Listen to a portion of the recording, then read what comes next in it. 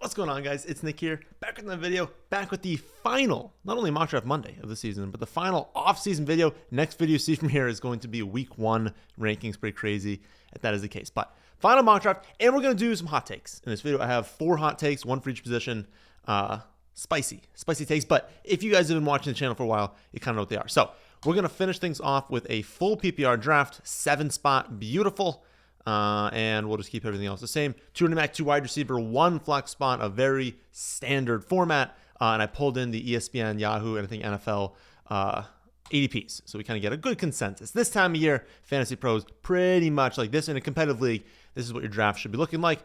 And it is. To start things off, we've got the top 6 players. You guys know I'm basically calling it a top 7 players now. Christian McCaffrey, I think, basically deserves to be at the end of that tier. I will say in my hometown draft I did yesterday for me, 2 days ago for you guys, Gibbs did go first. Not first overall, it was Chase. But he went as the first running back. Then it went Bijan. Then it went Saquon. And then some of the wide receivers went. But I think I have seen a lot of times in these kind of hometown drafts, people really like Jahmyr Gibbs this season. So definitely going early in a lot of these drafts, and it went very running back heavy. So I'll kind of point out what I saw in the hometown draft. Mine was probably a little bit different than some of yours were this season, but my goodness, I was glad. So I took Genty at 110. It was in half PPR format.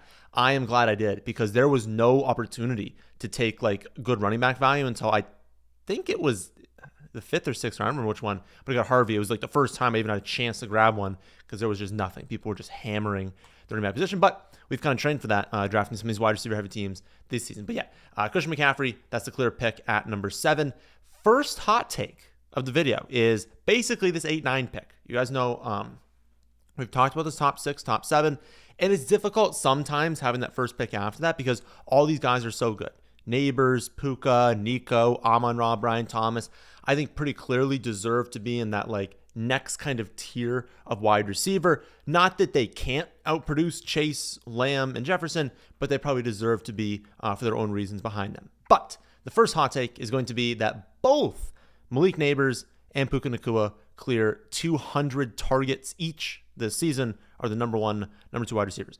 I still think odds are Chase is 1. Like, I just think it's so overwhelmingly likely, and like a lot of people ask me, like, oh, can I take Bijan or Saquon over him? It's like, I don't know. I still feel like Chase is just so likely because of how bad the defense is, how good the connection is there. Chase is probably going to be the number 1 wide receiver. But if someone pushes him, I think it can be these two. These two are, prime of your career, honestly, is a pretty wide range for a wide receiver. I mean, you've got like 23 to like 28, 29 is probably like, you got a really good like range to be in your prime. But athletically, these guys are in their prime. They are just like, there's no real argument. They are not the top target on their team.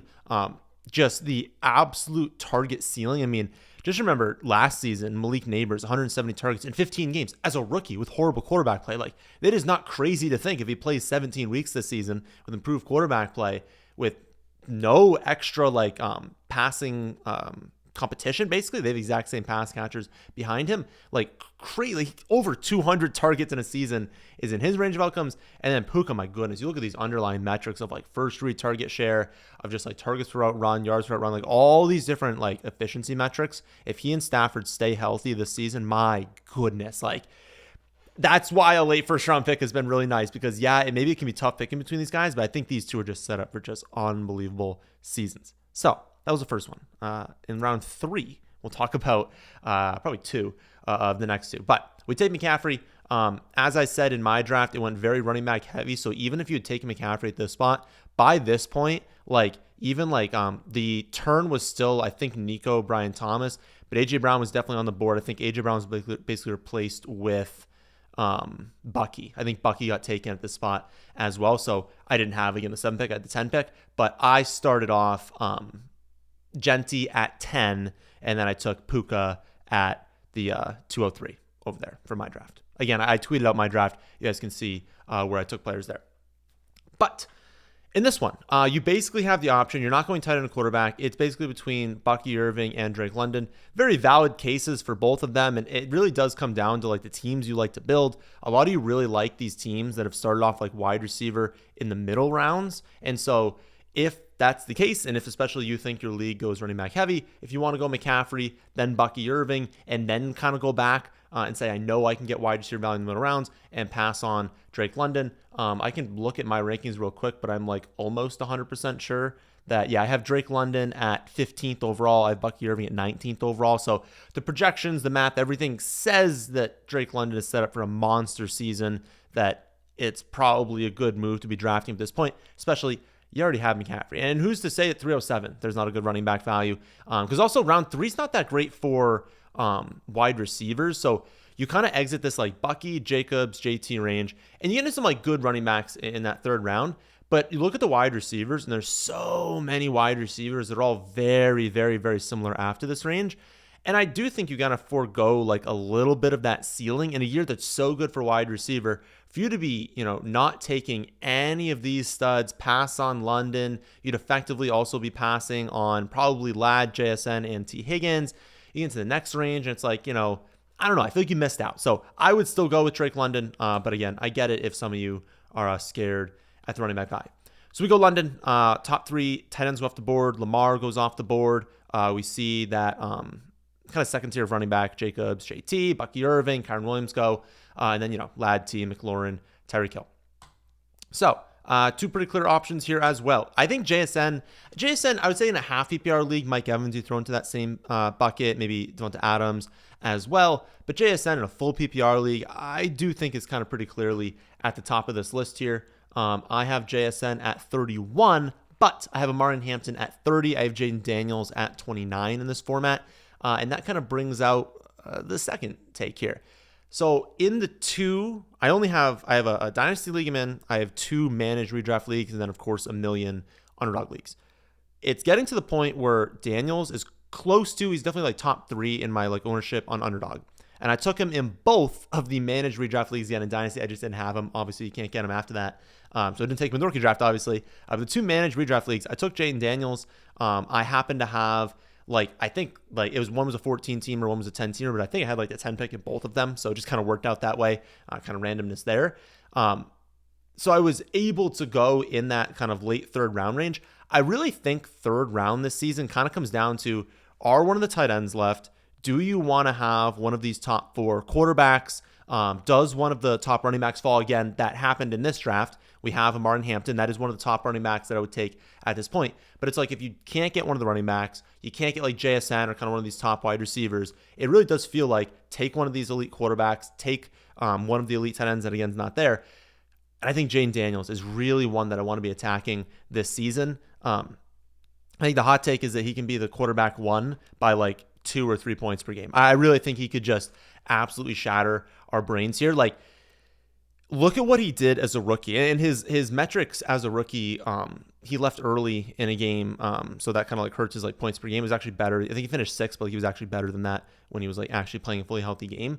But that's like as a rookie. That's with like, they didn't have Debo, and for as many people that think Debo is cooked, Debo's great in the screen game, and that's something this offense heavily focuses on. So he's going to get a ton of screen passes. He's going to be efficient in that area. Jalen Lane is someone who's like super athletic that is probably going to be better than what they had in like Luke McCaffrey last season. Like he, Ertz is a million years old, but he can function. So I don't know. I really feel like, the passing game the weapons have improved. You've got a year 2 player, hypermobile, we might see an unbelievable season for him, and you can always get him in this like late third round range because people always take Lamar. They always take Josh Allen before that. So love him as a pick. I don't know if I'm going to take him in this one. The rankings, I just told you the rankings. The rankings do say Daniels, then Hampton, then JSN. I would say in a format like this, where we only have the 2 wide receiver spots and the 1 flex spot, it does push me away from JSN a little bit, just saying, you know what, again, we do have these great wide receiver values in the middle rounds. And as much as I think JSN is a much better pick than these guys, JSN and like Devonta versus, Daniels and like, or I guess Daniels and someone like Devonta, or like lower end quarterback in JSN, give me Daniels. Like, give me just the guy who has unbelievable ceiling. So probably we'll just take him in this one. We'll just see how our team kind of turns out taking him here. But again, Hampton is another one that, like, at this pick, I think you'd be totally fine just grabbing Hampton if you're scared of that running back run. And if it was in a room like my draft where everyone was going running back heavy, you got to adjust. And that's something that people don't always think about in the rankings sometime. It's like, I can have a player ranked higher or lower, But like, let's be honest. Like my value system has Jaden Daniels at 2.67 for value, Hampton 2.63, JSN 2.58. It's close. And like if I move the projections by like 3 points for one of them, 2 points for one of them, they might jump up. So these guys, when they're really close to each other, understand how does your league draft. If your league is pushing up the value of some positions, sometimes you might want to say, okay, running back might fall off, take the running back. So it really depends on your league. You got to kind of think about that. But I don't know. This season, I really like taking one of these top quarterbacks because we can find value in other spots. And we do find value in another spot here because JSN is still on the board. So we were going to take him last round. Obviously take him with this one. So start off the draft, Jaden Daniels, Christian McCaffrey, Drake London, and JSN. Third hot take was something that already happened before the Jaden Daniels pick, George Kittle. I think George Kittle can be the number one tight end by 2 or 3 points per game as well. Odds are, how I have it in the rankings is Brock Bowers, then Trey McBride, then George Kittle. I think that is the odds. But I think the odds are so much closer. Like this draft, they were very close. Most drafts, like you will never see Kittle go ahead of these guys. You will a lot of times see a big break off. And that's why in the late third round, you see Kittle go at times. When you look at these offensive systems, like Kittle, number one, did it last year. He was already first in points per game. He's done it before. He has like the best or second best tight end season of like all time. So this is a guy who's done it multiple times in his career. He's been unbelievable. He's like the most efficient tight end in the NFL, in like the most efficient offense in the NFL. Ayuk probably not going to be back till what, week 7 or 8. Debo gone. Jawan holding out / calf injury. He might start on the IR.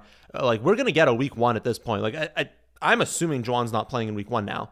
Like you're getting McCaffrey, Kittle, Pearsall, and an absolute cliff behind that. You're not telling me we're going to be projecting, like after this video, I'm going to go in, I'm going to do the week 1 projections, finish them off. I only have a couple teams left to do, but San Fran's towards the end of the alphabet, so I don't know yet where they're going to be. But he's going to be the number one tight end, probably in the projections. Like I don't even like, it doesn't matter how good McBride and Bowers are. Like he's probably going to be number one in the projections for week 1. And I don't know, you just think about this season and you're like, hopefully, I think Pearsall's going to be awesome. I love Pearsall, but like, Pearsall is still a relatively unproven wide receiver. Like they might just treat George Kittle as the number one wide receiver on the most efficient offense in the NFL with the easiest schedule in the NFL. Like I don't know. Like I just think like this is a profile that like he should probably be going in the mid-second round, and yet he doesn't because Bowers had a great season. McBride had a million targets. I don't know. I really think it's like these are the guys you want. In round 3, you want Kittle, you want Jaden Daniels. Unfortunately, in that draft, I was 1 pick away from McBride. In the next round, I was 1 pick away from George Kittle. So I just missed out on both of them. But yeah, go Daniels and Kittle in like round 3. I just think they're just like such amazing picks. But those are 3 of the hot takes. We got one more coming up. We'll probably actually do it in this round. Actually, will. It is with Ken Walker. But after we make our pick, we'll do the next hot take. So what do we like? One thing, really got to mention Tony Pollard here. I don't know if we're going to end up drafting him here, but we might. He has been skyrocketing. Like you now have Spears on the IR, so guaranteed to miss time, and the coach come out and basically asking, being like, hey, you guys going to go with like a featured running back at this point? And they're like, yeah, like we trust Tony Pollard to be a featured running back. This is an offense going to be way better than last season. Like his value, like I still think when Spears is healthy that they are splitting. And it's not going to be 50-50, but like Spears will take, that passing down work. They've said they like to get Spears more in space and kind of treat Pollard as more of that early down grinder plus some work in the receiving game. So you don't love that, but like to start the season, you have a top 10 running back. And like the first couple of weeks matter a lot. And they matter to us, especially because we draft young teams. Like you guys saw the team I drafted. I had like 7 rookies on it. Like I love to draft these rookies. I like taking shots on suspended players. Like I like guys who are just undervalued and are going to gain value late in the year. Because if I can win early on, then we're cooking, right? Because now I'm peaking late and I won early, so I made playoffs, and now we can win the championship. Tony Pollard, he's gonna be a top 10 running back for the first month of the season. That I just have no doubt in my mind that he's gonna be probably a top 7 to 10 running back. And so if I could pair that with Christian McCaffrey, Drake London, JSN, and Daniels, I feel like I've locked in, I don't know, a 3-1 record through round 5, and like, sure, maybe he loses a little value, but maybe he doesn't. And then also maybe like these rookies that we have in these later rounds start to kind of gain a little bit more value. So I like taking him. I don't know that I have him. I have him at a little bit. It's like 6 picks of back from value right now. So right in this general range, but I do believe he's a top running back. So if it's a spot where we want to go running back, again, that's where you kind of adjust your take here. It wouldn't make a ton of sense for us to like grab a wide receiver, right? We have not too many picks that'll go by. There's probably going to be another pretty good wide receiver we could have put in the flex spot anyways. We're not going tight end at the spot. We already have a quarterback. So in our minds, running back has skyrocketed in value. If he's a top running back, if he's going to start off super hot, it makes a ton of sense for us to go after him. So love the pick in that one. And actually not that many wide receivers even go. I mean, Jalen Waddle, DJ Moore, Worthy, Flowers. Okay, but there's some sick wide receivers on the board. Ridley's still there, although it's a little bit of correlation. I get that question a lot on the correlation. It's fine. It gets better as we get later on. It's more ideal when it's different positions, which we would have here, right? We would have Tony Pollard and Ridley, so we have a running back and receiver. Usually, you're not getting both schemed out of the game, right? Like if you have two receivers and they happen to run for 3 touchdowns, get up, and then run the ball in the second half, both receivers can bust and have like terrible games. But name me a game script where like Tony Pollard and Calvin Ridley do nothing. It's basically when they get completely shut out. And even in those games, you probably have garbage time points for Ridley anyway. So you'll probably be fine doing it. I don't love it with like the Titans. Again, they're going to be better, not as good as some other teams. Like people ask about it, like Chase Brown and Jamar Chase. It's the Bengals. Like they're going to like, their defense is terrible. They got to play fast on offense. They have a great offense. They're explosive offense. Yeah, sure. You want to draft 3 Bengals players. I don't even care. Like it's going to be fine. Sure, you're adding some risk, but it's not enough risk to be super worried about that. Projections wise, we're looking at Sutton, Ridley, Igbuka, Dunze are kind of like right in that range. Pearsall's right in that range, but projections-wise, in full PPR, I still have it this way. I have 0.1 points separating Ridley. It's 199.7 for Ridley, 199.6 for Courtland Sutton. It would be smarter for us to draft Courtland Sutton here, hope that Ridley makes it to the next round. And if not, I mean, it's a couple points difference between some of these other wide receivers we get. You'd be willing to take on that risk. Because if we could get Sutton and Ridley onto the team, plus the correlation there, 50-50, right? It's fine to do if it's the best pick, but if it's 0.1 points we're giving up here across an entire season, that's 1 yard, right? Like that's not very much of a difference. So we should definitely go with Sutton here. If we wanted to go wide receiver, like Warren for the pass catching, I like that Tyron Tracy Jr. is going to start off, as the lead back. I don't love how Scatterboo might take some receptions away as the season kind of goes on. But this is still a range of running back where it's like, I don't know. I feel like we're locked up, right? I got McCaffrey, I got Pollard. I'm good not starting running back in the flex spot. I'm probably good for the first month of the season where I don't need this running back. To take a running back in this range where we still have these wide receivers, I just can't justify it in my mind. And in mid-round, tight end is just never a viable strategy. So don't take the mid-tight end. We already have quarterback. We're double dipping. We're taking Swart and Sutton here, and then we'll just take the top wide receiver left on the board. Again, Pickens is gone. Waddle is gone. Travis Hunter, I have just ahead of like a Dunze, Egbuka, Pearsall. If you've got a strong take, you really, really like one of those guys, I think that would be totally fine to do as well. So we'll take him, and I'll show you guys the board, and we'll go over our hot take that we alluded to before but did not get to. The hot take around Kenneth Walker is I think he can be a top 5 running back. But if not, I think the combination of him and Charbonnet is top 10. If you basically just say whoever the starting running back is, which is going to be Ken Walker every week that he's healthy, when Ken Walker is not playing, it'll be Charbonnet. You locked in a top 10 running back.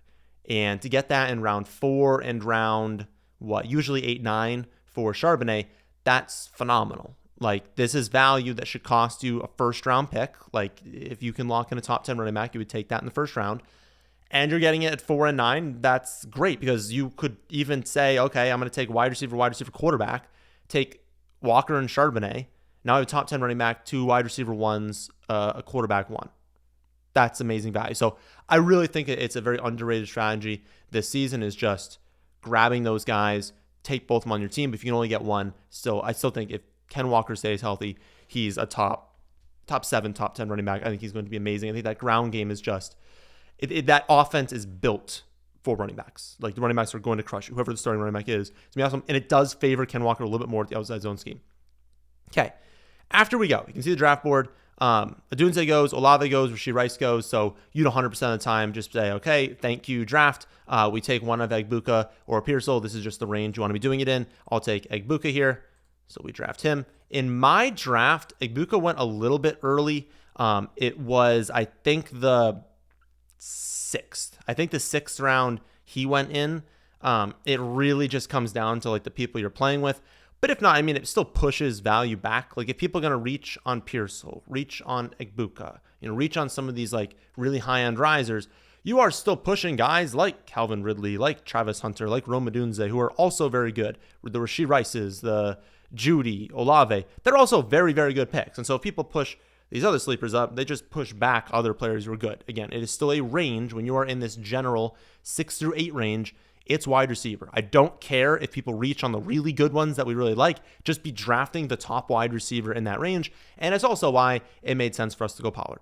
We feel like we're locked in with running back. Now we're easily going to have all this wide receiver value. We can go back to running back at this point. We can start taking tight end at this point. We've pretty much locked in amazing wide receiver value all season, and we can go with maybe our last pick at a high upside wide receiver, something like that, but we just wouldn't touch it. And we're in the range where you don't want to touch it. Once you hit this like Shakir, Debo, Downs, Pittman, Jawan, because I don't know if he's starting on IR, Kupp, Reed, who we aren't touching obviously because of the Jones fracture, you look at all these guys and it's like, I just don't see a world where I want to be starting these guys this season. And I don't see a world for really most of them. Again, I like Pittman. I like Downs. I think there's a shot we can use them in the flex spot. But for most of these guys, they're not going to be league winners. Like they're just not going to. There's no real path for it. So I want to lock up as many potential league winners as possible.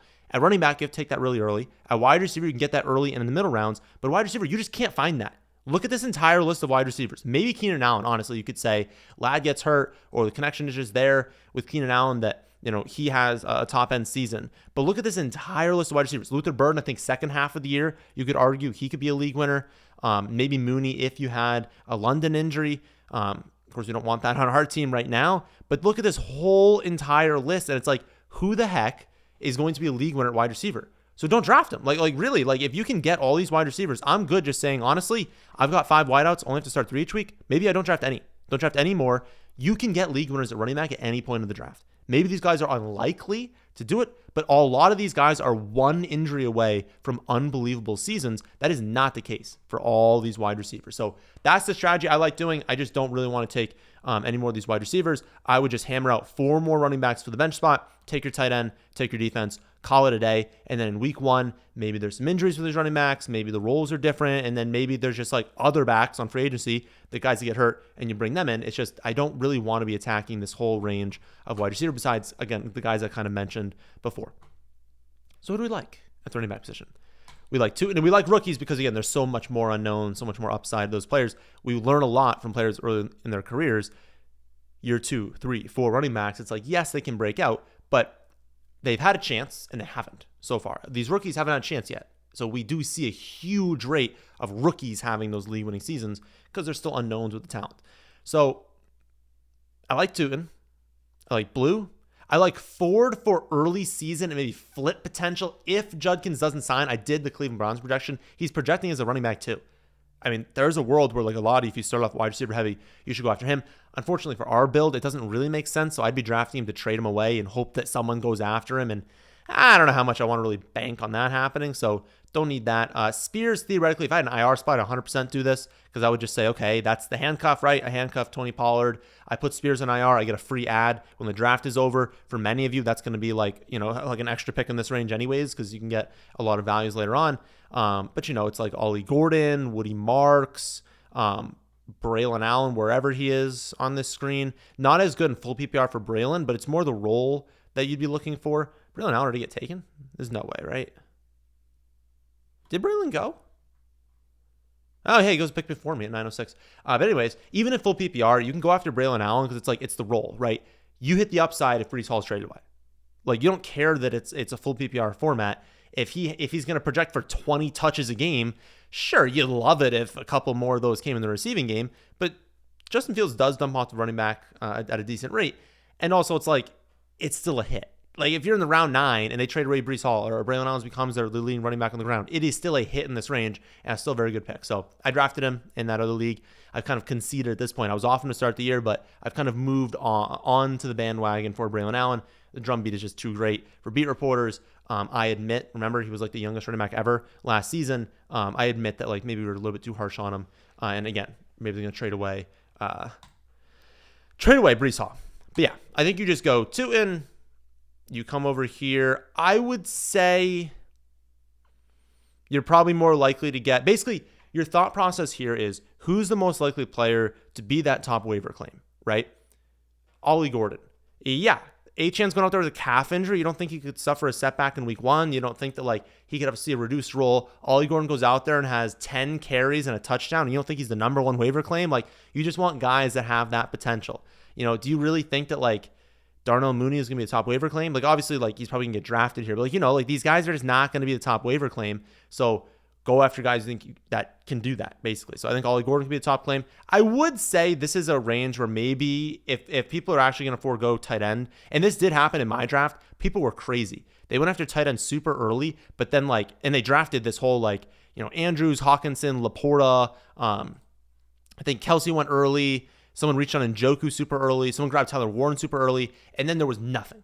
You just saw radio silence. And you just waited and waited and waited and waited. And Engram, Ferguson, Kraft, Loveland, they were all there in the later rounds. And you're like, okay, there's not basically any difference between them and some of the guys you guys just reached on in round 6. So hometown leagues, but those things happen in a lot of your hometown leagues. So I probably would, if this occurred, say, okay, Kelsey's probably gotten to a decent value. In full PPR, I do have Kelsey as a top guy. 808, we're at 1006. So, I mean, you should just take it. Like at this point, you just swallow your pride and be like, you know what? He maybe gets pepper targets. Maybe to start the year, you see Rashee Rice's role, be like, okay, Kelsey, can you survive these first 6 weeks having a decent role? Rashee Rice comes back, we'll put you in the back seat. Maybe you go after Travis Kelsey and you pair him with Loveland. How sick of a combo would that be, right? You get amazing production from Kelsey. Not amazing, but amazing before you got him. Production from Kelsey for the first half of the season. Rashee Rice comes back. Kelsey takes a back seat. He's also getting older. He's breaking down a little bit as the season goes on. Doesn't have to do as much on offense. But that's the range when Colson Loveland starts to break out. Or Tyler Warren, honestly. You would take Warren over Loveland. So I would probably, honestly, I would consider doing that. I consider saying, Kelsey, let me get someone like Tyler Warren. I'll go over here and I'll draft Ollie Gordon. And then I would just take your next favorite high upside running back. Good grief. I mean, it's not a good range. I have this weird feeling that Trevor Etienne, by the way, is going to actually have touches towards the end of the season. Not to start, but I have a weird feeling he's going to have it towards the end. If your league did this exactly, you would actually take Denver and you would just say, well, if you're all going to wait till the last round to take a defense, I'll just take in the second to last round because who cares which of these running backs I draft. So you would say, okay, give me the best defense in Denver. And then you would just go over here and say probably Giddens for the passing down potential, maybe Brashard Smith passing down. You're just trying to find someone that can hit in some way. I also, there is a difference too between Underdog and a redraft league. On Underdog, I'd be much more in the mindset of okay, Giddens and Brashard Smith are the pass catchers here.